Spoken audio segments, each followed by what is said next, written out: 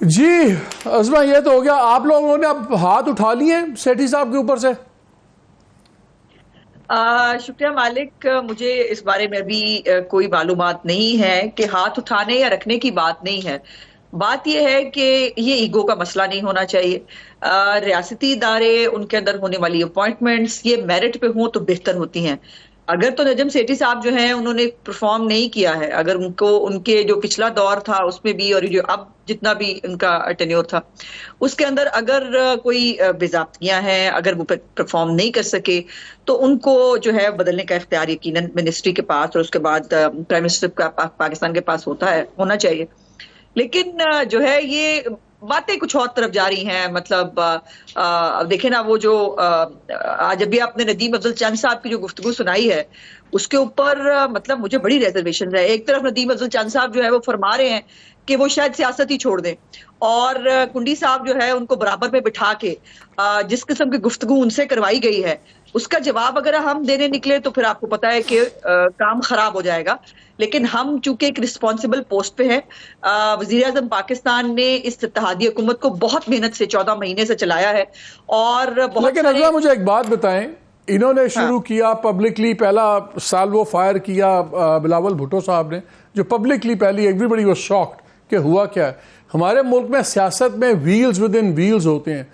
क्या अब ये बन रहा है कि पीपल्स पार्टी सेंटर की प्राइम मिनिस्टर की जॉब के लिए भी अपना क्लियर इंटरेस्ट शो कर रही है और इसीलिए आपसे डिस्टेंस होना शुरू हो गया?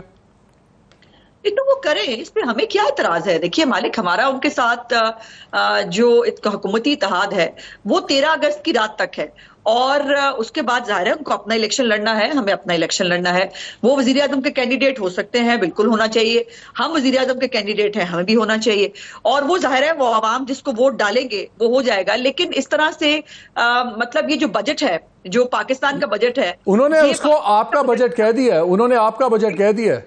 मैं बात पूरी यही करने वाली हूँ कि ये बजट जो है ये शहबाज शरीफ साहब के घर का बजट नहीं है या पीएमएलएन को जो है एज ए पार्टी बजट नहीं मिल रहा। ये पूरे पाकिस्तान का बजट है और वजीर आजम पाकिस्तान पाकिस्तान के वजीर आजम है।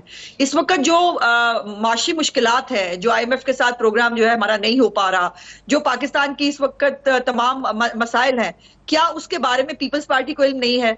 क्या बिलावल भुट्टो साहब जो है उसके बारे में नहीं जानते? जी अज़मा, देखिए पहले तो बात यह है कि जो तारिक मलिक का केस है और जो नजम सेठी का केस है, बराह मेहरबानी उसके अंदर डिफरेंशिएट कीजिए। तारिक मलिक साहब के ऊपर बहुत सारी इंक्वायरीज हैं, उनके ऊपर कुछ मामलात हैं जिसके ऊपर जो है इन्वेस्टिगेशन हो रही है। नजम सेठी साहब के ऊपर ऐसी कोई मामला नहीं है। प्रिंसिपल तो तय हो गया ना अज़मा, प्रिंसिपल तो तय हो गया ना। मेरा जिस्म मेरी मर्जी वाला प्रिंसिपल तो हो गया ना, मेरी वजारत मेरी मर्जी। मेरी एक मिनट, हमने किसी चीज को ईगो का मसला नहीं बनाया। बिकॉज जब आप इत्तेहादी हुकूमत में होते हैं ना तो बहुत बड़ा दिल करना पड़ता है, जो किया है वजीर आजम पाकिस्तान ने। अब ये K4 का मंसूबा खुद ये मुराद अली शाह की और बिलावल भुट्टो की जरा स्पीच निकाल के देखी जो K4 के मंसूबे के दौरान उन्होंने की। उन्होंने बहुत तारीफ की, उन्होंने कहा बिल्कुल हमें पिछली गवर्नमेंट ने नहीं पूछा था, ये गवर्नमेंट हमें बहुत लेके चल रही है। सर्कुलर रेलवे का जो प्रोजेक्ट है उसके ऊपर बहुत सारी फाइनेंसिंग हुई है। सिंध को जो है बड़े बड़े प्रोजेक्ट्स मिले हैं। लेकिन बात यह है कि जितना आपके पास चंक है उतना ही बटेगा ना। लेकिन अच्छा मुझे बताएं आपने ईगो की बात किया, सो यू थिंक कि ये PCP वाला इशू कोई ज्यादा इशू नहीं है, मतलब कि ये सेटल्ड ही मामला है, इसमें कोई कॉन्फ्लिक्ट नहीं होगा? नहीं, देखिए मालिक, अगर हम पब्लिकली जो है वो इतनी सारी बातें सुन के और इवन ये भी कहा गया कि हमें हिम्मत पैदा की जाए, इत्तेहादी हिम्मत पैदा करें और इलेक्शन लड़े। हालांकि वो इत्तेहादी पिछले साल मई में कह रहे थे कि बराए मेहरबानी असेंबलियां तोड़ देते हैं और नए इलेक्शन करा लेते हैं। लेकिन उस वक्त हमें बताया गया कि एक दिन बाद असेंबली नहीं टूटेगी, हम नहीं तोड़ेंगे, अपनी टर्म पूरी करेगी। वो कह रहे हैं आप में हौसले नहीं होते, हमें ताने मारते हैं आप। कमाल है, यही बात है ना। बहुत सारी बातों का मैं जवाब दे सकती हूँ लेकिन अभी लेट अस रिस्पॉन्ड। हमने इसको ग्रो किया है और इसको 13 अगस्त तक इंशाल्लाह ताला हमें बखूबी लेके जाना और पाकिस्तान की रियासत का बजट पास करना है, PMLN की पार्टी का बजट पास नहीं करना। अच्छा, आप सारे अच्छे डेमोक्रेट्स हैं, आपने ईगो की बात की अज़मा, तो ये डेमोक्रेटिक पार्टी की बात होगी। मैं कल से एक बयान से बड़ा परेशान हुआ हूँ जब आपके कन्वेंशन में वज़ीर आज़म साहब ने कहा कि जो क्रिटिसाइज़ करेगा इसहाक डार को वो पार्टी में नहीं रहेगा। ये कमाल की जमहूरियत है, आपकी बादशाहत है। मुझे नहीं समझ आती, मैं सोच नहीं सकता कि एक ब्रिटेन के अंदर पार्लियामान में खड़ा होके वहाँ का प्राइम मिनिस्टर ये कहे कि अगर आपने चांसलर और नेशनल एक्सचेकर के चांसलर को बात की तो वो मैं पार्टी में नहीं रहेगा। आपके सारे बादशाह हैं, कोई किसी को क्रिटिसाइज नहीं कर सकते। यानी कि अगर इसहाक डार साहब को, उनकी पॉलिसीज़ को आपकी पार्टी का कोई क्रिटिसाइज करे तो वो पार्टी से निकाल दिया जाएगा, जैसे मिफ्ता के साथ हो रहा है। आपकी ये डेमोक्रेसी है आप लोगों की? नहीं मालिक, ऐसा नहीं है। देखिए, अगर आपको याद हो कि मिफ्ता पब्लिकली प्लेटफॉर्म के ऊपर खासतौर पे इकोनॉमी के हवाले से, जब पहले ही हालात किस तरह के हैं, अनसर्टेनिटी है, और फिर जो है वो इस तरह की बातों को इस्तेमाल किया जा रहा है मुख्तलिफ फोरम्स के ऊपर। मिफ्ता भाई की जो इंटरव्यूज हैं, उनकी जो ख्यालात हैं, उसको अपोजिशन भी इस्तेमाल करती है। तो पार्टीज में होती है डिसेंट, सो कोई ना बोले, तो कोई ना बोले। यानी कि जो ज्यादा ताकतवर है वो दूसरे को चुप कराए, फिर कल को फौजी आपसे ताकतवर है, फिर आप उनको भी ना पूछा करें। वो आपसे ताकतवर है, वो आपको चुप करवा देंगे। आप मिफ्ता से ताकतवर हैं डार साहब, तो मिफ्ता को चुप करवा देंगे। This is not democracy. ये कैसी डेमोक्रेसी? मैं बात पूरी, प्लीज मुझे बात पूरी करने दें, बिकॉज ये एक अहम सवाल आपने पूछा है। इसके ऊपर पहले से आपको याद होगा कि ख्वाजा आसिफ साहब ने भी एक ट्वीट किया था, और उसके ऊपर भी रिक्वेस्ट की थी कि जो मिफ्ता भाई के पास कोई उनकी तहफुजात हैं या कोई मशवरे हैं बजट के हवाले से, वो पार्टी के अंदर दे। पार्टी डिसिप्लिन नाम की भी कोई चीज होती है। तो जब डार साहब मिफ्ता को hold on no let me ask a question, time थोड़ा है।